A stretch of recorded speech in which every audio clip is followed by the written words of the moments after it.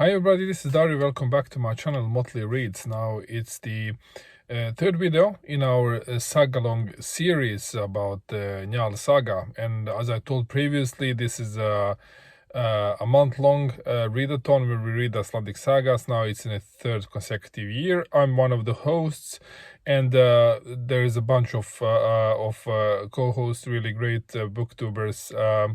You can see in my introduction video, there is a list of them. So we are reading this long Icelandic saga. We split it in 4 parts. Every week we are reading 40 segments. Which are approximately, in my edition, some 60 to 80 pages long, so it's not terribly long, and it's written in a quite accessible language. Last week I made a video where I was running around in Uppsala and talking about the saga and showing you some footage. Now today I'm out for a run as well, but I will not be talking while running because it's rather windy outside, and also as you can see, weather is not that good. So I'm gonna talk about the book here and now, and then I'm gonna do some footage along the road that I'm gonna put at the end of the video for those of you that are interested. So this part now that we are talking about now, it's third part, and it differs in the character a bit from the first 2 parts as well. Well, first 2 parts are different from each other as well. So now the saga is changing its tonality a bit again. What happens also is that the guy, the big hero of the first 2 parts, or mostly of the second part, Gunnar of Lidarende, he is gone, he is dead, and all the people around him, they end up in a background in the continuation of this saga. They are mentioned. His wife Haliard is mentioned a couple of times. Some other people are mentioned, but they're in the background. What moves to foreground is Njal and Njal's family, Njal's sons. He has I think it's 4 sons. He has with Bertura, he has a son with a mistress as well, and then he gets a foster son as well, a foster son that he gained in a connection to a feud where his family is involved, and in this part of the saga, these blood revenges, they continue. They continue in a ever increasing tempo, and they are spreading around like a bushfire, really. Everybody is killing everybody, and it reminds me a bit of when I grew up in former Yugoslavia. It was a pretty violent society, so everybody was fighting all the time. In school every day, when there is a lunch break, there is a fight. Somebody is fighting and everybody is cheering, and then somebody else started fighting, and people will start fighting for nothing. And then somebody would tell you, like, okay, this guy is bad mouthing you, and then you would go and fight that guy. With the fists, and this it's not only for school kids but also for the adults. They would start fighting because they heard somebody was bad mouthing somebody. In this case here, these guys are doing the same thing, but they are killing each other instead. So oh, this guy's been bad mouthing you, oh, he's been talking like this, like that, and then oh, did he? Then you take a sword and then you kill him, and then then revenge circus starts. So it is pretty violent. What is going on, and in one of these episodes of killing because of bad mouthing, Njal's sons kill Njal's foster son, and that seems to be leading to a huge disaster that is right now building up. in this part, this third part, it has a couple of fantastic action scenes. I told you previously about these Hollywood scenes that have been fighting on ships, and very very graphic descriptions of what is going on. This is continuing as well. This great crazy scene of fighting on ice, where one of Njal's sons, Skarpheden, is fighting against a couple of guys, and he's like sliding on a sheet of ice, and while he's sliding, he's swinging his sword, or was it axe? I don't really remember. Kind of cuts these guys, cut these guys head apart, and then he slides back. You get really pictures of these things. These superhero kind of fighting situations. It is very very entertaining, and it is non-stop action. You have a non-stop action. You have all these intrigues that are ongoing, and you have this Alting court. We are returning to it all the time, because every time somebody gets killed, they need to go to court. They need to try to settle matters. There's some payment that has to be done. Then some people don't respect payment, they do revenge again, and they do revenge anyways, and then they're back in court, and somebody's gonna pay, and so this is going on all the time. And it is continuing. One big theme that is introduced, though, which is quite interesting. Well, there are two things. First thing is that Njal is he's now by now quite a huge lawman, a very very important person. So he introduces the fifth court that I was talking about I think in my first video covering first 40 chapters. Fifth court of Iceland, he's introducing that. At least that's what is credited for according to the saga. But another big thing, which is basically quite a big theme that is introduced here, is that Iceland is getting christened, and the christening of Iceland and of the Nordics region was ongoing during this period of time.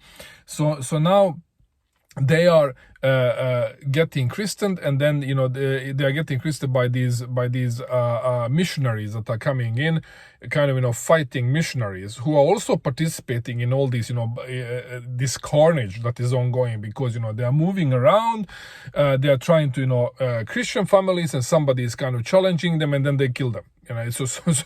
So this is they are kind of participating in this, but over time, more and more people are converting to Christianity, and so does Njal as well. And this christening of the Nordics, it is historic fact that has been happening during that period of time.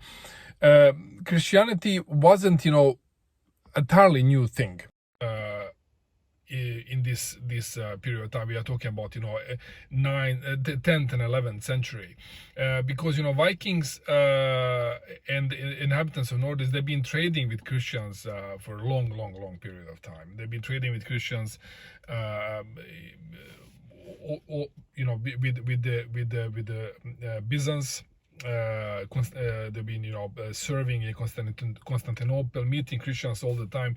They knew quite a lot about religion, about this religion. People, the Christians have been moving into Nordics as well, so it has been kind of diffusion that way, and also attempts at christening have been done repeatedly. I know in Sweden the first documented attempt, it was in beginning of 9th century by this German monk Ansgar, who came to the trading station of Birka in Stockholm archipelago. That was quite a big trading station, and he established a mission there.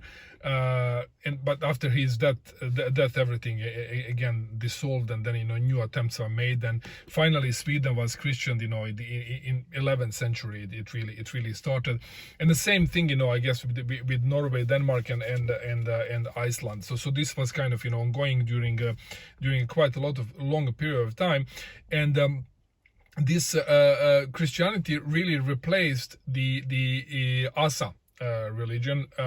which is basically, kind of a natural pagan religion, where you have all these, it is multitheistic, polytheistic, sorry. You have, several gods. You have Odin, you have a Thor, you have a Frey, you have this whole system of belief that was a bit, that there were lots of different variants, and it was pretty, loose, and there was no, really clergy around it. It were rather, some shamans and so on, but not really clergy. So there was no societal structure around this religion. So now when Christianity came, then all of a sudden you get this system of church. You get more order there. So it was, I think that introduction of Christianity was something that was very well needed by the people who wanted to have a power, because it established actually structure through which you could govern. So this system was introduced. And a great attempt was made actually to make the conversion pretty easy, because many of the holidays were just replacements. It was at the same point of time as during pagan times, but the reason for celebration was different. Like for instance, Midwinter Blut was celebrated around the time of Christmas. So basically, that point of time it was replaced. At the same point of time, the reason was not anymore the winter solstice. The reason was the birth of Christ. So lots of different changes were made in that way. Although we still celebrate some of the old pagan pagan holidays, like summer solstice, for instance, Midsummer. There is no kind of Christian corresponding holiday there, but we are still celebrating it, and next to Christmas and Easter, that's the biggest thing that people are celebrating here. So introduction of Christianity is one theme there, and it will be interesting to see what significance does the transition to Christianity plays in Njal's saga, and Njal's transition from being a pagan to Christian, if it has any significance. That will be very interesting to see in this fourth and last part. So I really hope that you guys are enjoying this saga as much as I do, because this is really fantastic reading experience, written in such an easily accessible way that actually brings you very easily into that world, and all these action scenes. It also kind of it's great recognition, because if you, as me, have been watching many Hollywood movies and reading comics, you would recognize the style quite easily. So yeah, so that's what I had to say about the third part. Upcoming next week is the fourth and the last part, where we're gonna wrap up the whole thing, and until then, take care. Bye.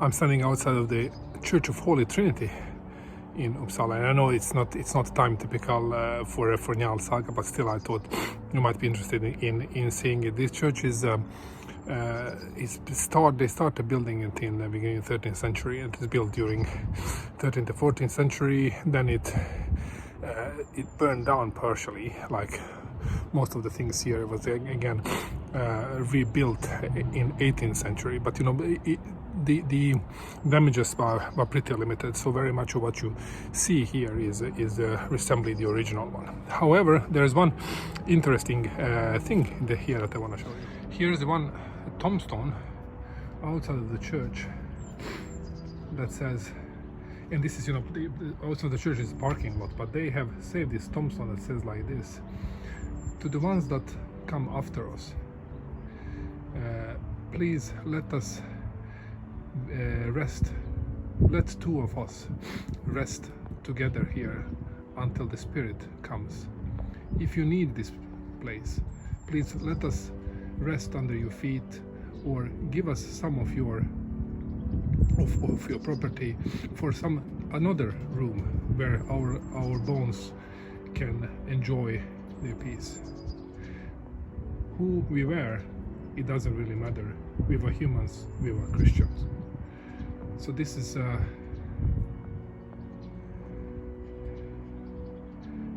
very poignant, I would say. And there's also a stone next to it from 1783 for remembrance of the best wife.